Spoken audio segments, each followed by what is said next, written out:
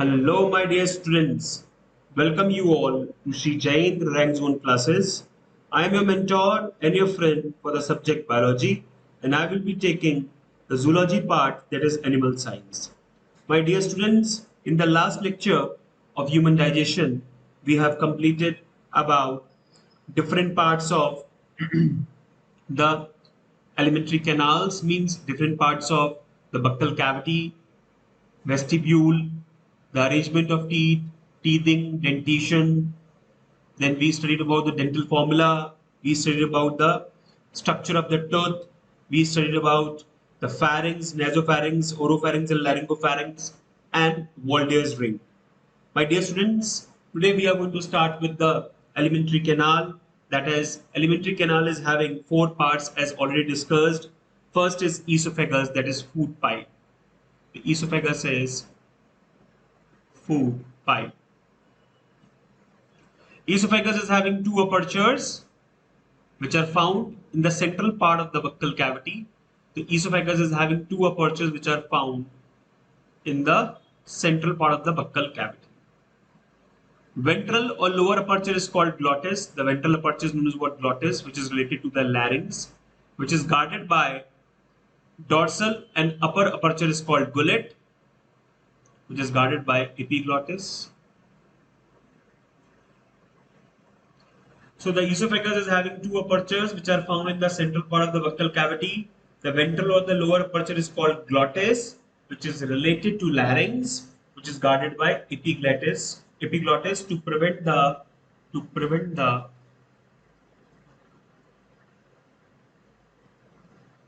entry of food in windpipe, right? The dorsal and upper aperture is called gullet, which open into esophagus. The dorsal and upper aperture is known as what? Gullet, and the lower ventral aperture is known as what? Glottis. Esophagus is simple uniform tube which runs downward and pierces the diaphragm and finally opens into the stomach.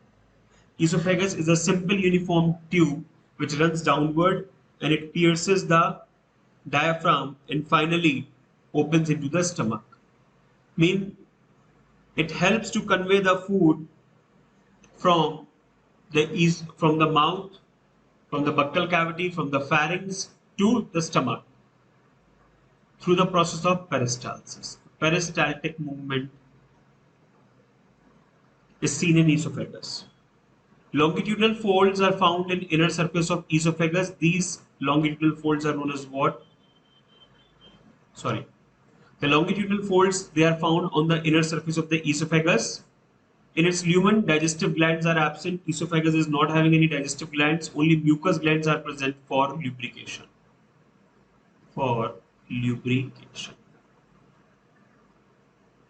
Okay.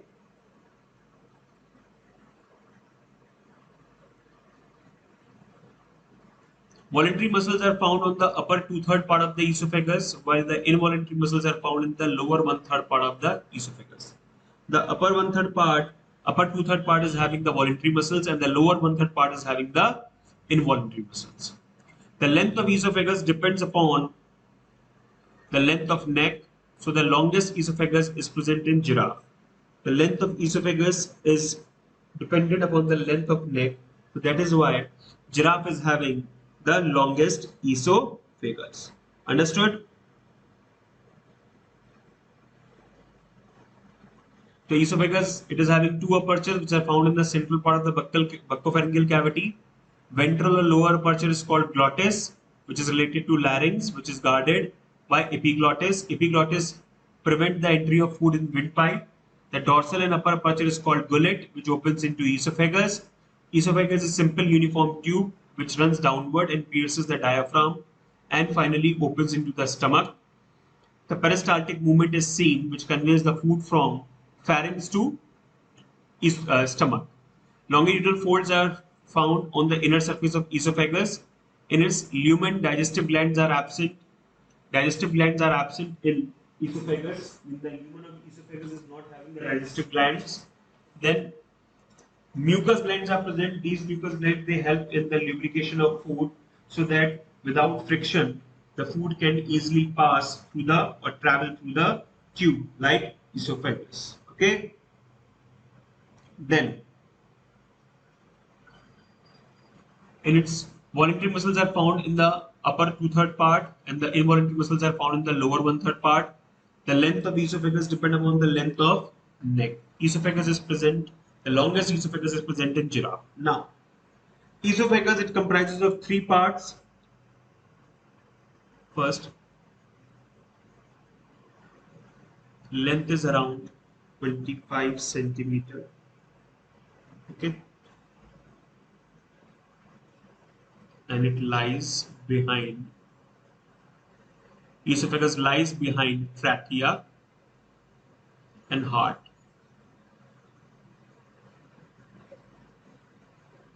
It comprises of three parts: the cervical part,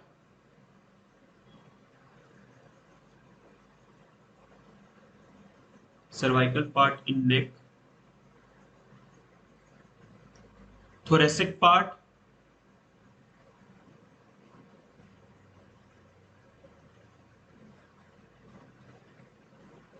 in the thorax, and the abdominal part.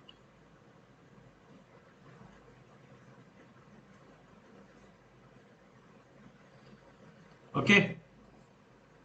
Now,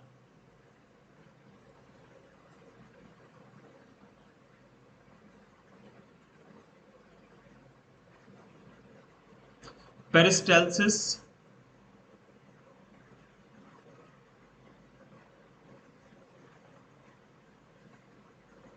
it is the alternate contraction, wave of contraction and relaxation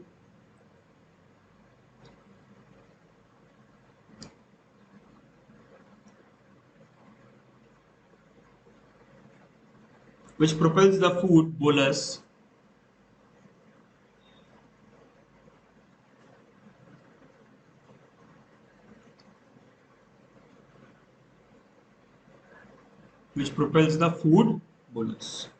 Okay.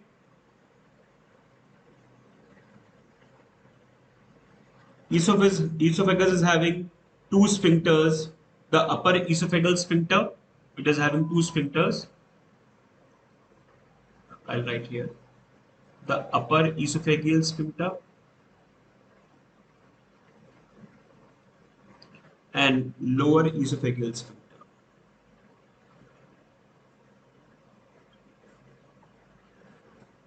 Sphincters. Right? Now coming to next slide. This is the histology of cross section of esophagus. Okay. Rather, I will be discussing the histology part of gastrointestinal tract separately. Okay. Just one thing I just want you to notice, that serosa is absent in esophagus. Serosa is absent in esophagus and rectum.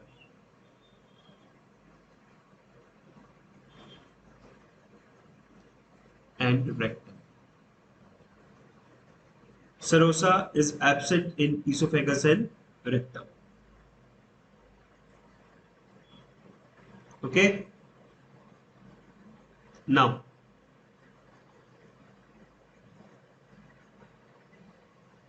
just layers, you can see that the innermost region is the lumen, which is lined by stratified squamous epithelium. Then tunica propria, muscularis mucosa, submucosa, esophageal glands.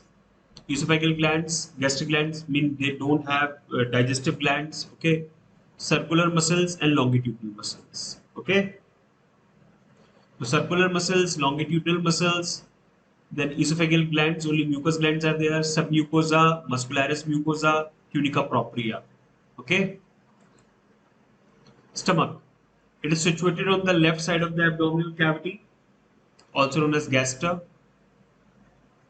It is situated on the left side of the abdominal cavity. It is the widest part of the alimentary canal. It is a bag-like muscular structure which is J-shaped in empty condition. It is J-shaped organ in empty condition. The stomach is divided into three parts: fundus, body, pylorus or antrum. Okay, fundus, comma body, comma pylorus or pyloric or anther. The lesser curvature lies on the posterior surface of the stomach. I think I have included it in the coming slide. Lesser curvature lies on the posterior surface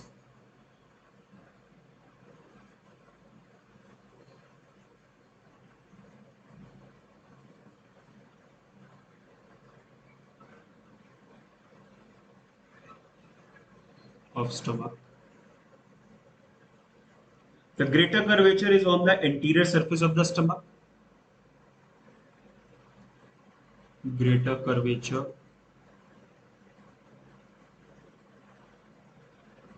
lies on the anterior surface of stomach. Okay. It is having two orifice or opening. The cardiac orifice, which is joined by lower end of esophagus. One is the cardiac orifice, which joins to the lower end of esophagus. Pyloric orifice, which opens into the duodenum. Pyloric orifice, which opens into the duodenum. Mucous membrane of the stomach is thick. Mucous membrane of the stomach is thick. In empty stomach, numerous longitudinal folds are found known as what? Rugae. They disappear when stomach is distended. So when stomach is filled with food, the rugae, they get disappeared. So pyloric orifice opens to the duodenum. Mucous membrane of the stomach is very thick. In empty stomach, the numerous longitudinal folds, which are known as what? Rugae, as we have studied in the hard palatal region, they disappear when stomach is distended. These rugae help in mechanical churning. Rugae helps in mechanical churning. Mechanical churning.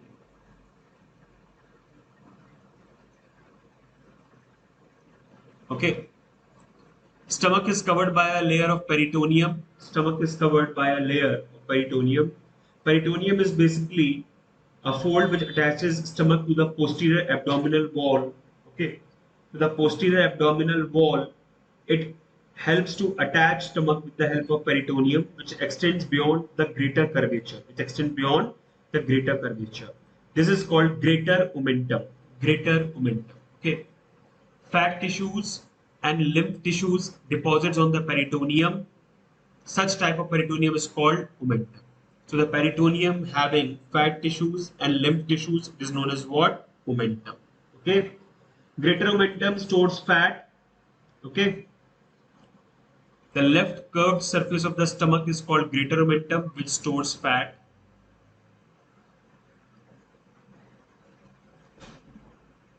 So omentum and peritoneum. Omentum is the peritoneum only, which basically consists of fat tissues and lymph tissues. Okay. Rugae, they get disappeared when the stomach gets distended. The right curved surface of the stomach is called lesser omentum. The right curved surface is known as what? Lesser omentum. The greater curvature is on the posterior side, lesser curvature is on the anterior side. Okay. Gastric glands. Gastric glands, there are numerous microscopic tubular glands formed by the epithelium of the stomach. The gastric glands, they are basically made up of, when they are microscopic tubular glands which are formed by epithelium of the stomach. The following types of cells are present in the epithelium of gastric glands. The following types of epithelium or following types of cells which are present in the epithelium of gastric glands. Chief cells or peptic cells. Chief cells or peptic cells, they are known as what? Zymogenic cells or zymogen cells. They are usually basal in location. Usually basal in location, and secrete gastric digestive enzymes as proenzymes or zymogens in inactive forms like pepsinogen and proren.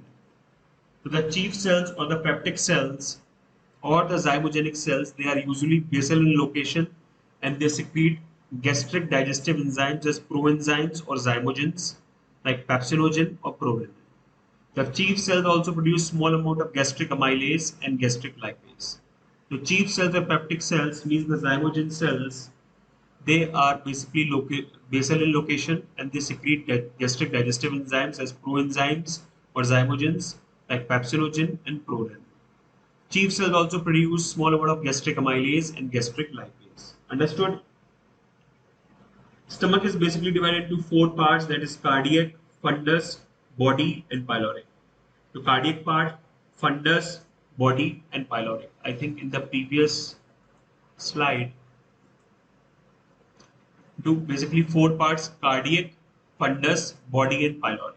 So please add here four parts, basically four parts,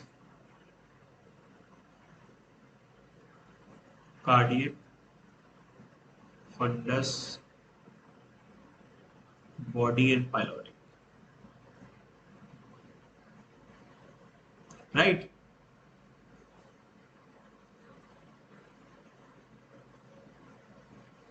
Now, yeah, I'll add one slide to, I think I haven't included the cardiac part.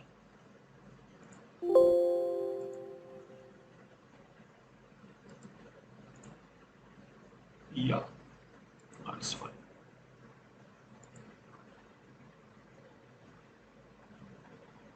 Yeah. So the cardiac part, also known as cardia,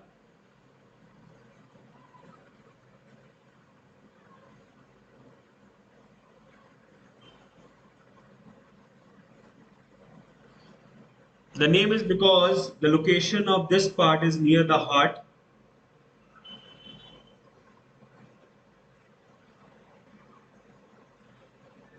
It is having gastroesophageal sphincter or the lower esophageal sphincter.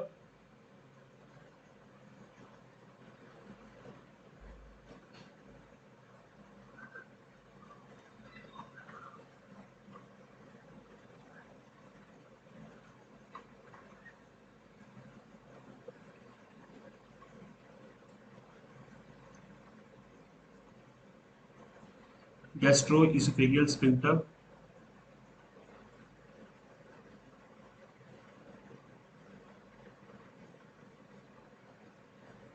It is also known as cardiac sphincter.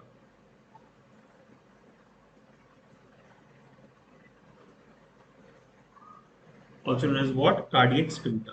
Okay. It lies in the opening between esophagus and stomach.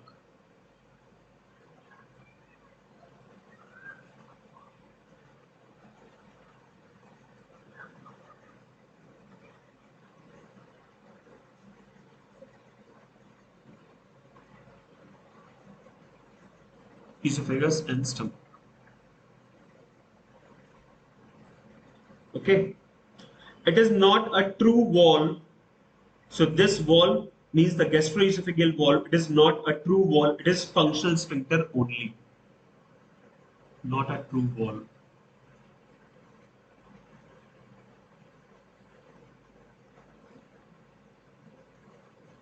It is functional sphincter only.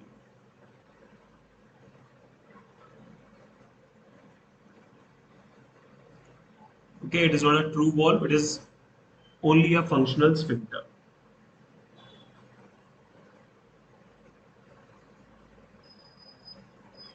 The fundic part or the fundus, which is commonly filled with air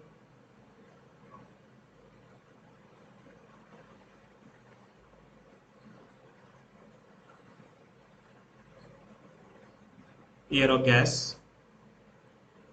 Body is the main part of the stomach.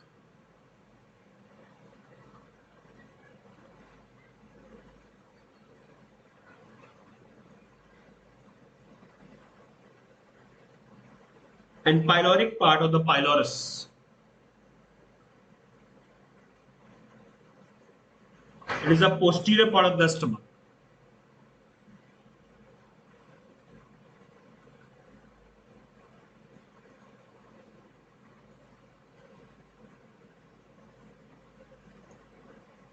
The pyloric part is divided into pyloric antrum and pyloric canal.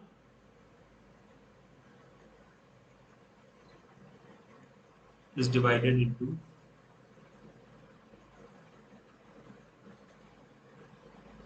pyloric antrum and pyloric canal.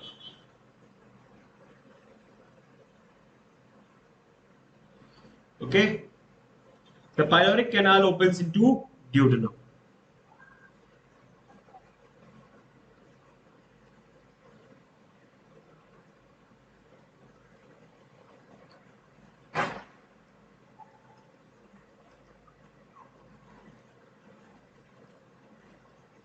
The pyloric sphincter guards the opening between the stomach and the duodenum.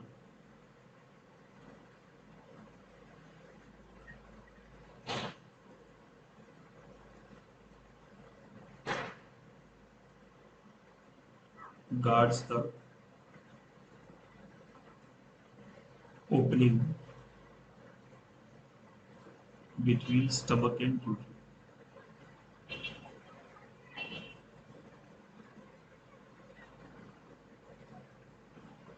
Okay. So the cardiac part known as cardia, it is near the heart. It is basically having a lower esophageal sphincter, which is not a true sphincter, or also known as gastroesophageal sphincter, or the cardiac sphincter. It lies in the opening between the esophagus and stomach, the sphincter. It lies in the opening between the esophagus and stomach. Then the fundus part, which is commonly filled with air, the body, which is the main part of the stomach, pyloric, which is the posterior part of the stomach. This part means the pyloric part is divided into pyloric antrum and pyloric canal. The pyloric canal opens into the duodenum, and pyloric sphincter, it guards the opening between the stomach and duodenum. Understood? Okay. So the gastric glands, they are the microscopic tubular glands formed by the epithelium of the stomach. The following types of cells are present in the epithelium of gastric glands. First is the chief cells or peptic cells, also known as zymogenic cells.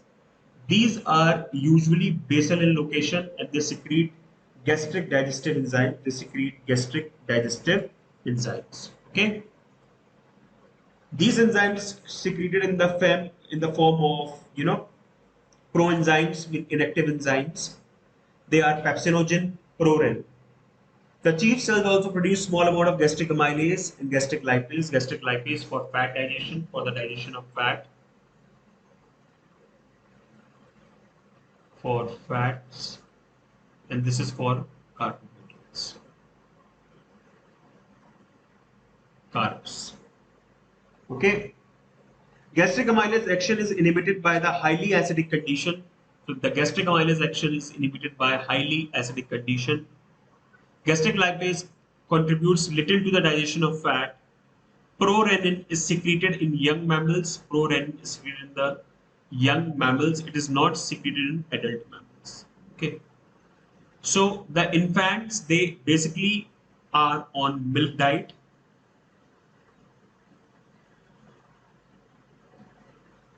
Mainly on milk diet. That is why they have prorenin. This prorenin is converted into renin after getting activation in the presence of HCl plus pepsin. This renin basically converts the milk protein casein into calcium paracasinate.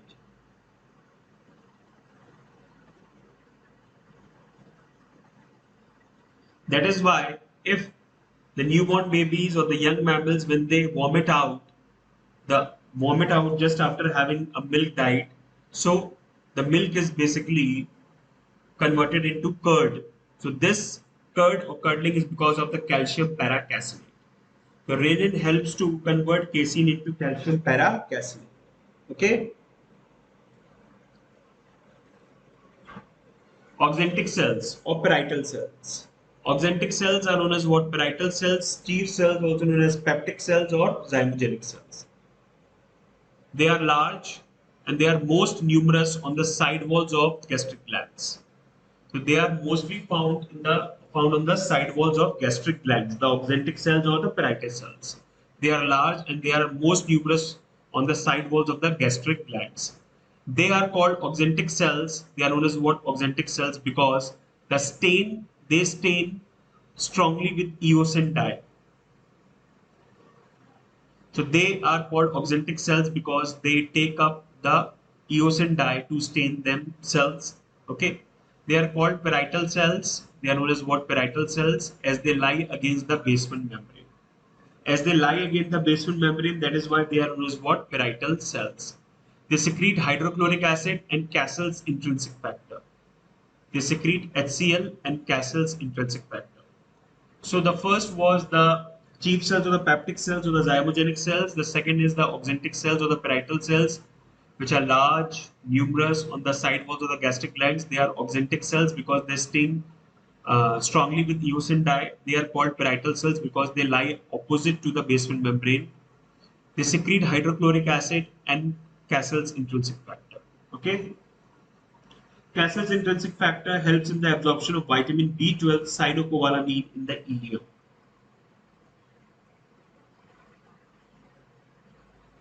Helps in digestion of vitamin B12 in ileum.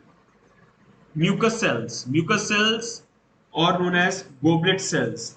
They are present throughout the epithelium and secrete mucus. They are present throughout the epithelium. Okay. They are present throughout the outer surface of the epithelium and they secrete mucus. The epithelium of gastric glands have the following two parts of cells.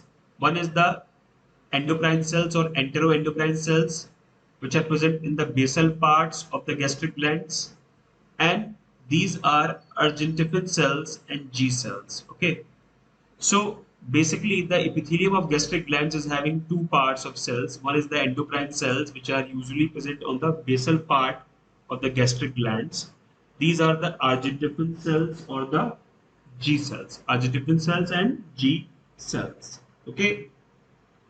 The secretion of these cells form gastric juice with a pH of 1.5 to 2.5, which is very acidic. That is why infants gastric juice is having a pH of 5. About 2000 to 3000 ml of gastric juice secreted per day. When daily average secretion of gastric juice is of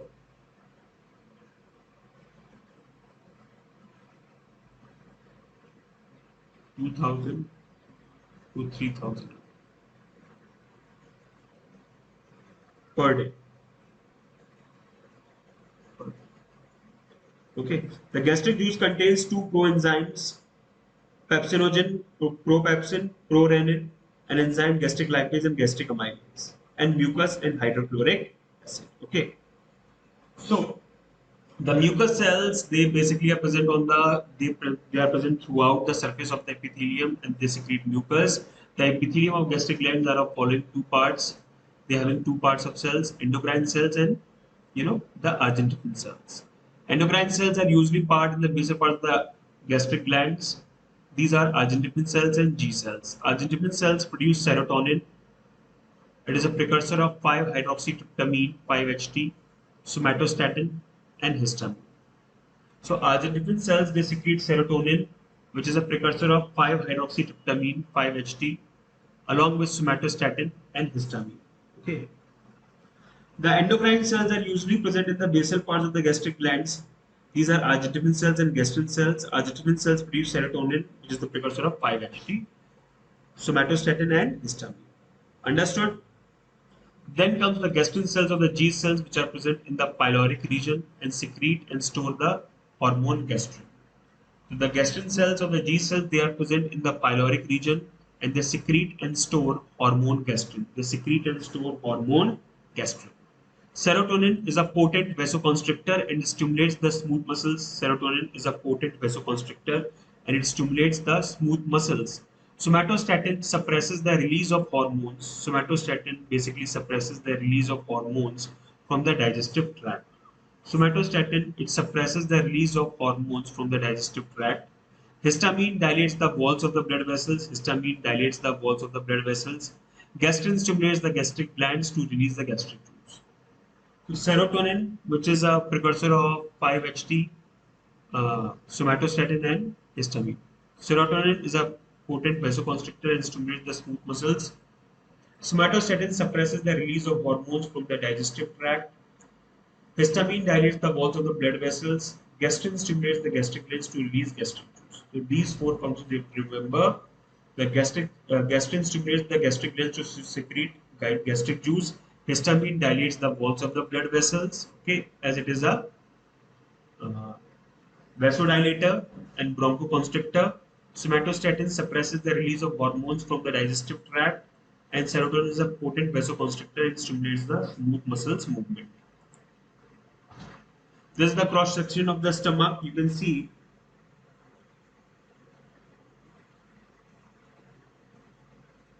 there are one more cells which are present in the epithelium of gastric glands along with the endocrine cells. Okay, these are stem cells.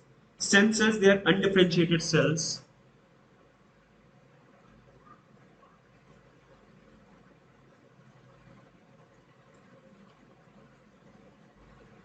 They are undifferentiated cells.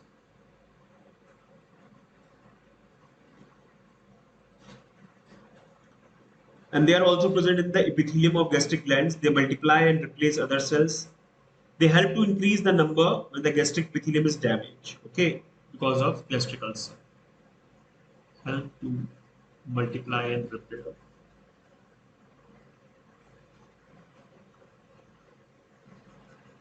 Understood? This is the cross section of stomach. You can see the surface epithelium, lamina propria, muscularis mucosa. These three parts are of mucosa. Mucosa is having surface epithelium, lamina propria, and muscularis mucosa. Submucosa, this is just beneath the mucosa, submucosa is there. Then muscularis externa is having oblique layer, circular layer, and longitudinal layer. And there comes the serosa. Serosa is present in the stomach, but it is absent in esophagus and rectum. Okay. So surface epithelium, lamina propria, muscularis mucosa, they are the part of mucosa. Okay, then which are further rested upon the submucosa, then muscularis externa, which is having oblique layer, circular layer, and longitudinal layer. This is the diagram given for, you can see the gastric pits, gastric glands, chief cells. You can see these are the parietal cells. Okay, then these are the chief cells, and these are the enteroendocrine cells, means the argentin cells or the G cells. Okay, gastric glands. The lamina propria part, the gastric glands, the lamina propria part, they are enclose a gastric pit or gastric cavity.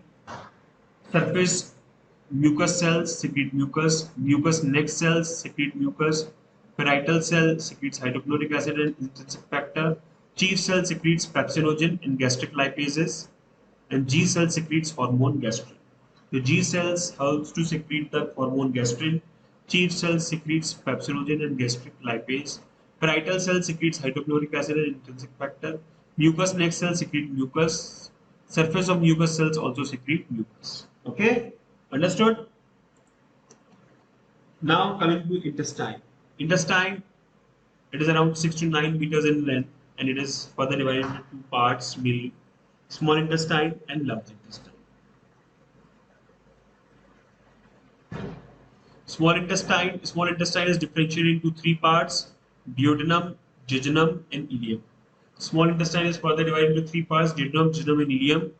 Duodenum, which is 10-inch in length, is the initial part of the small intestine. Duodenum is shortest, widest, and fixed part of the small intestine. Duodenum is 10-inch in length, and it is the initial part of the small intestine. Duodenum is the shortest, widest, and fixed part of the small intestine. Its structure is like English word C or U. For absorption of digestive food, a very large surface area is required. Therefore, some adaptations are present here. Great length of intestine. As intestine is having greater length, it can increase the surface area for absorption.